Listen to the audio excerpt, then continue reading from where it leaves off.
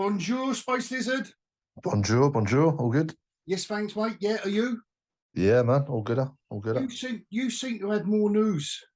I'll let you kick it off this week. It's a dry week, isn't it? It's a dry. It's a very dry week. I managed to intercept a few bits, but Yeah, some you of the must have had a articles I better saw, angle up there on the space station. yeah, I mean, some of the angles that I managed to get, like a lot of the reports that I saw are all sort of saying the same thing. So there was most interesting one is a report that obviously we've suspected it for a while, but Yeah. there's a report that the Marvel directors don't actually direct the Marvel movies, which juicy, isn't it? It's which juicy. is really juicy. So I've gone back into it and I've read into it a bit more depth actually before this. So the quote from Screen Rant is I was around about the time of Victoria Alonso's firing or dismissal. I was talking to a director at Marvel, someone that's directed Marvel films.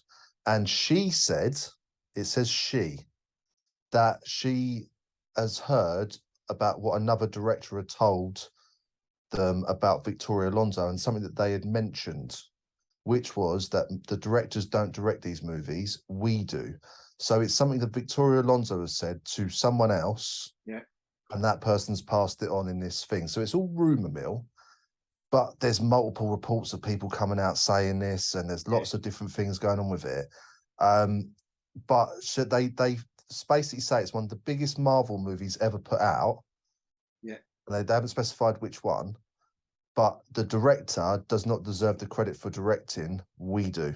Yeah. Because we had creative control. And someone else said that they had to, Feige and Alonso and all the top bods pretty much have to sign off on every single shot, which takes away the creative direction, which is why, and we've said it before, you have that formulaic approach to everything.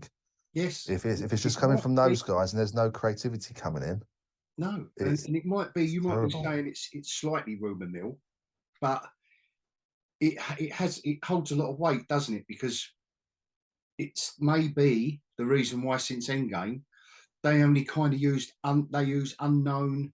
I mean, I read a little thing somewhere that attached to what you're just reporting, that they basically plundered a Sundance Film Festival for young, inexperienced directors, so that what you're saying can happen. They can do. They can just.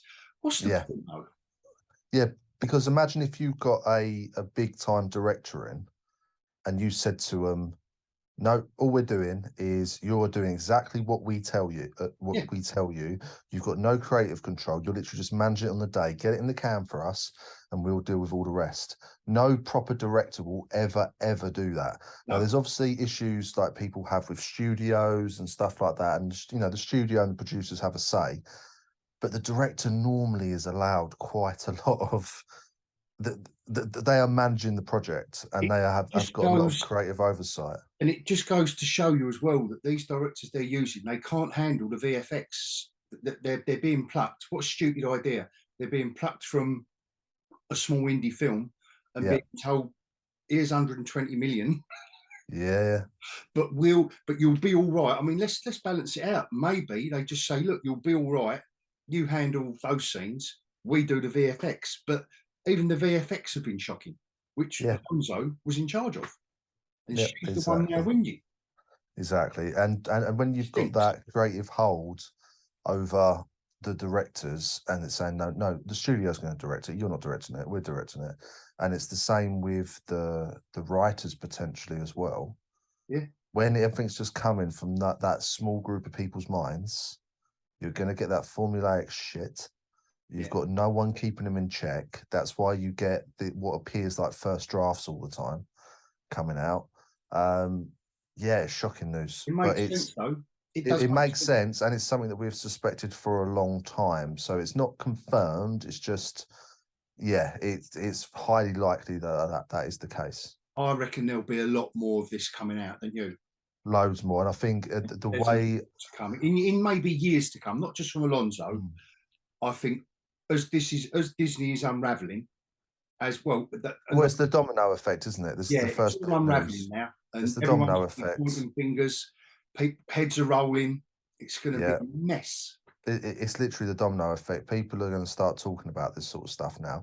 Like, look at all the stuff that's come out about Alonso with the VFX guys. Yeah.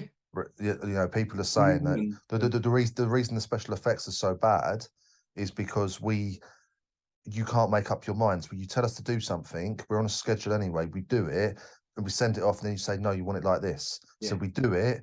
We try, and obviously we've got less time to do it now. Then you say you want it like this. Then you say, because you can't make up your minds. And a lot of people have started coming out saying that was all Victoria Alonso. Yeah, that didn't half burn the money through as well. Yeah, but that's why we're getting all this shoddy CGI, because a single shot of CGI, let's just say it takes a week, they're essentially been given half of that. But then during that, there's been changes of mind and direction of where they want to go with it. So imagine, right, I finally got my project, I finally submitted it, I've got a couple of hours left, and with a couple of hours left, they come back to you and say, no, actually, we want it like this. So you've got to quickly redo it all and render it and redo it all, which is why it looks so shit. Yeah.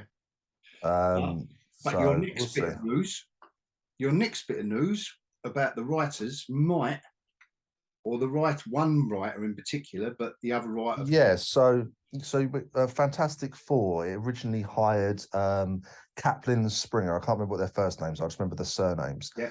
And these are guys that have essentially not done anything.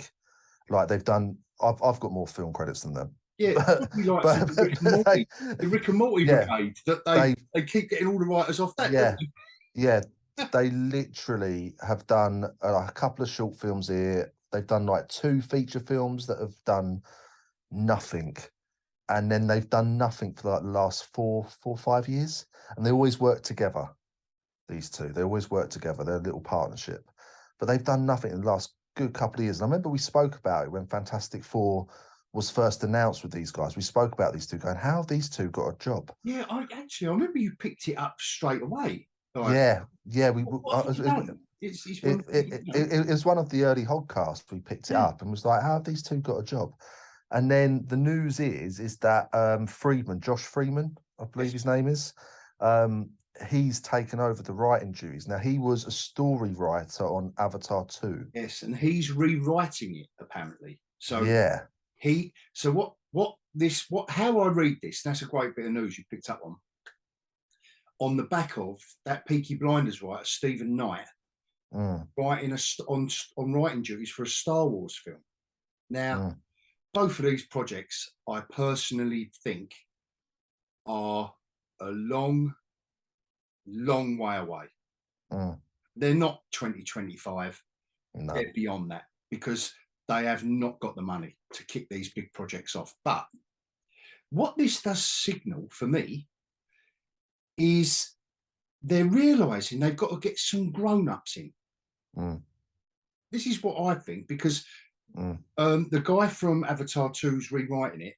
Apparently he's rewriting it because they don't want the quip-tastic tone of it anymore. Wouldn't it be funny, just quickly, wouldn't it be funny if James Gunn has gone to DC and he's going, no, we don't want all that serious dark stuff, and he makes it quip-tastic. And then over the road, in a couple of years' time, Marvel have gone, no, we don't want that quip-tastic, and we've got all the dark and brooding. It'd be hilarious. But the thing is, let's not forget, Avatar 2 story-wise isn't that great, but no, it's still not. It's 100 times better than what they've been dishing out. But the other thing to consider in all this is the fact that where they've put themselves against such a schedule, so they've gone, instead of just doing individual films, they've created this universe. Now, the problem with that, which I haven't really considered before, is the logistics of that universe. So in order to understand this, we need to make sure that's done. And we need to make sure that film comes out before that film comes out. Now, if just one of those has problems or creative issues or script issues or VFX issues or whatever it may be, where you've got to go back and reshoot or do something, it creates the domino effect. And if you're constantly changing film 1 because you haven't got a clue what you're doing, that's going to affect film 2, because something that was in film 1 originally but has now been cut because of all these reshoots, that was going to set up something in film 2, those reshoots you've just done for film 1 are now going to affect film 2. Yeah, and then so on and so on and so on and so on. So they've tied themselves up in knots massively, and the dominoes are going now. It is starting to go by the sounds of it. And there's And ways it of needs doing it. There's ways of rebooting the MCU, and let's just take Fantastic Four. Just start the first film off, because the first thing everyone says is, well, where were they when Thanos flicked his fingers? Well, you could just start them coming out of a dimensional portal, and they've been on a mission and they missed it all. That's all you got to do. Yeah. That's all you got to do. Or a few lines of dialogue, or pre-credits, or while the credits are rolling. Just make the excuse. Make the excuse that they had been kidnapped. They was in another dimension, and Reed Richards has managed to get them all back out again. Yeah. And start it again.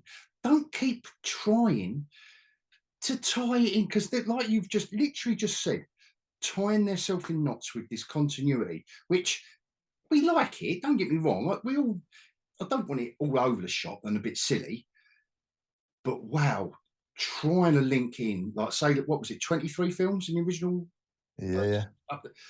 Come on, trying to link all these next lot of films into all that lot. I think they've really, really got to just sit down, pause.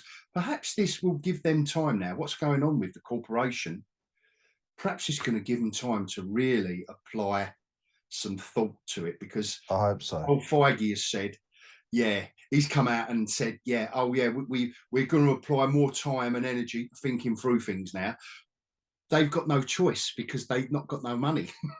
They're trying to save $5.5 million. Not only that, that's why they're pushing everything back. 15 projects in phase 4 is ridiculous. Yeah, that was. But they've realised. But it's not only that though. It's the fact that you are creating this world, and it is a comic book world you're creating. Yeah. And the comic books went that way, and they were trying to copy what the comic books did, in a way.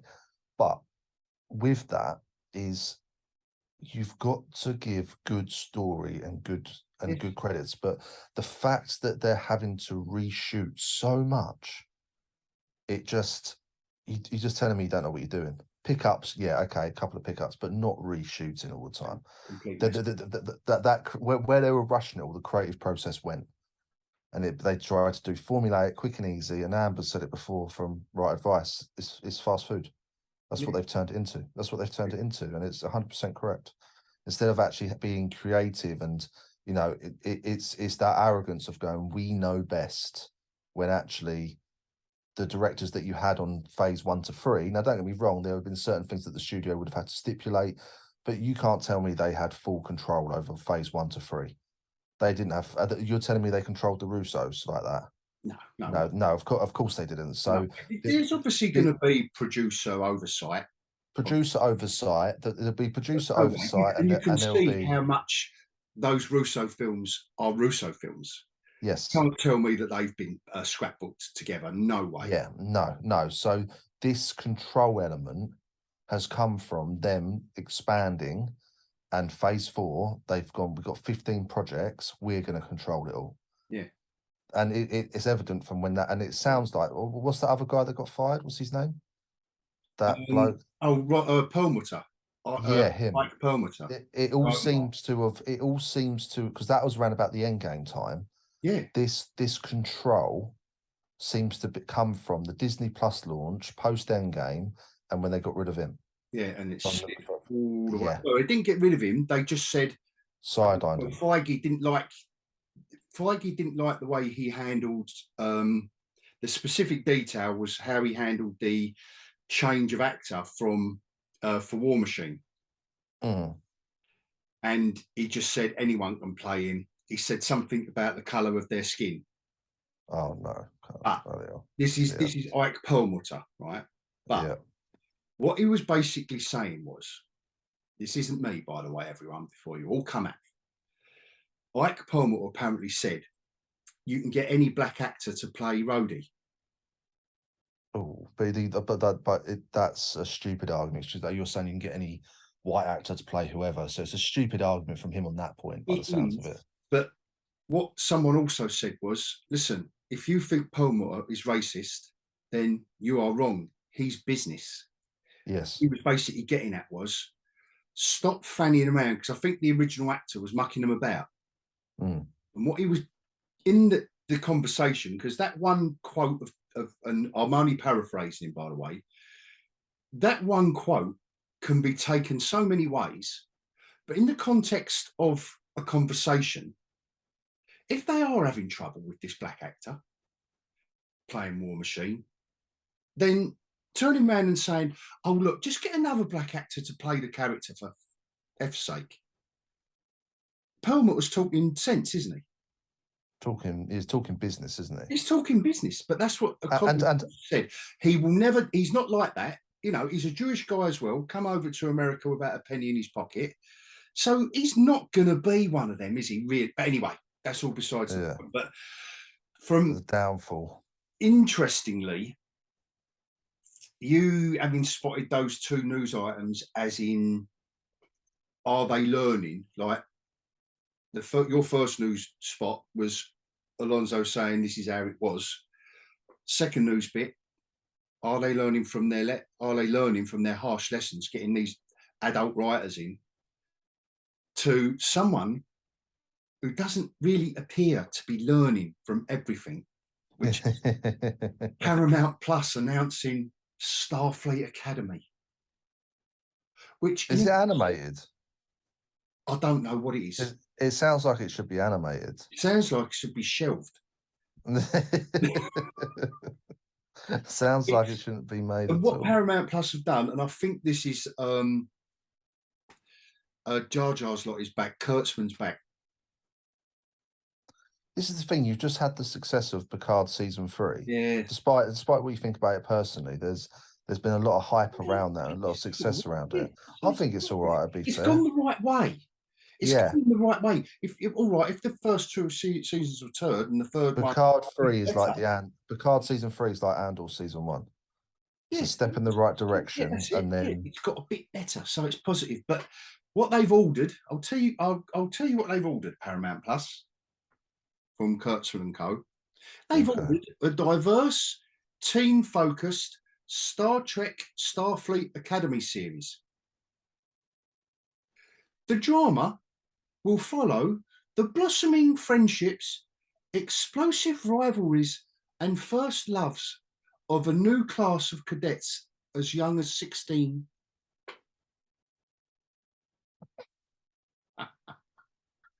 Now, right, so when I heard this, I instantly said CW. Yes. CW taking this. That sounds like a picture of CW. Right. Now, the thing is, with something like Star Trek or Star Wars, you have got that audience where you can, and we've spoken about it so many times, you should be aiming it at everyone. Yeah. Because you've got that franchise there. You can be aiming it at everyone.